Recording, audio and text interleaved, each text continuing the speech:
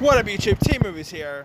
Here is my review for the new Netflix film, Spenser Confidential, which is based on a series of books by Ace Atkins. So, guarantee you we're probably going to get a couple of sequels for this. Anyway, now the film is directed by Peter Berg and is another collaboration with Mark Wahlberg and Peter Berg. Now, those two have worked together pretty well. You know, they did a great job with Lone Survivor, Deepwater Horizon, and maybe my favorite film that they've done together, Patriots Day. But they also did Mile 22, and holy cow, Mile 22 just sucked. Holy God, that movie was horrible. So I was a little skeptical if I was even going to enjoy this or not. So I decided to check it out anyway, because I like Mark Wahlberg, I like Peter Berg. Hopefully this will have been better than Mile 22.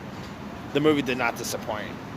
It is a far better movie than Mile 22. Yet again, that's not really saying much because a piece of dog poo is better than Mile 22. But still, anyway, I thought Spenser Confidential was really fun. It was a really nice Netflix film. I still so wish they released this and this was a theatrical release because it looks like a movie that would have been cool to watch on the big screen. But at home, you know, in the comfort of my own home on Netflix, it was still pretty solid. And you had some pretty good cast members here too. Like you got Winston Duke from Us and Black Panther fame was in this. You had Eliza Singler, who I thought stole lots of scenes. I really thought Eliza was great in this. You know, she played Mark Wahlberg's foul-mouthed ex-girlfriend, and I thought Eliza stole lots of scenes in this. And the movie, of course, takes place in Boston. Anyway, of course, the movie does take place in Boston, so she had that really thick Boston accent, and holy cow, her Boston accent was cool. Now, I never really obviously it takes place in Boston, so obviously you're gonna have Mark Wahlberg in this. If it wasn't Mark Wahlberg, probably Ben Affleck or whatever. But yeah, Mark Wahlberg is a Boston kid, is a kid from Boston, so get him in this. And this is not to mention the book actually got turned into a TV show one time back in the 80s called Spenser for Hire, which I never really seen the TV show, but I never read the books either, so I didn't know.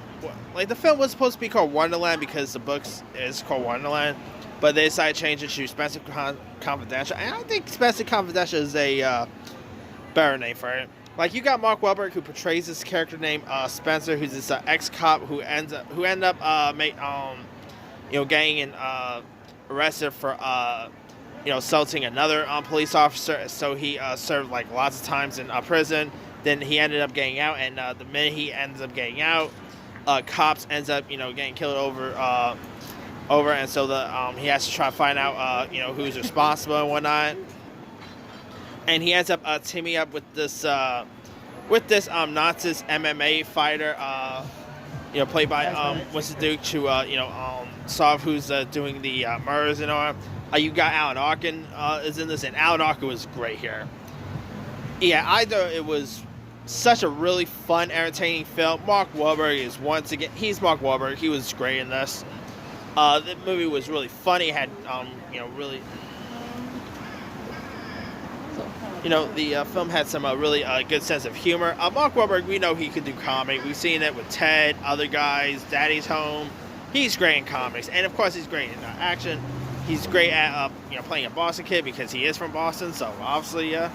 But this thing also had some got a little predictable. I will admit, I really knew the second I knew who the killer was and all.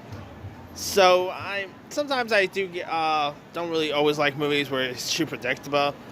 But that aside, I still really found this movie enjoyable, and probably one of my favorite this is probably one of my favorite first Netflix movie of the year, because it was actually that really good, and I'll probably go check it out again on Netflix. It was really decent, and the ending also leaves the film open. The ending also leaves the film opening with a sequel, so don't be surprised if we get a sequel down the line, because I could totally see this becoming Netflix's new franchise. And also, anyway, yeah, definitely go see Spenser Confidential. It's on Netflix. You won't be disappointed. Anyway, let me leave you guys. Did you have a chance to check out Spenser Confidential? If so, what you thought of it? Did you like it? Did you not like it? Have you ever read the book it's based on? Drop a comment below. Don't forget to like, subscribe, hit that bell for more notifications. This is Timu signing out.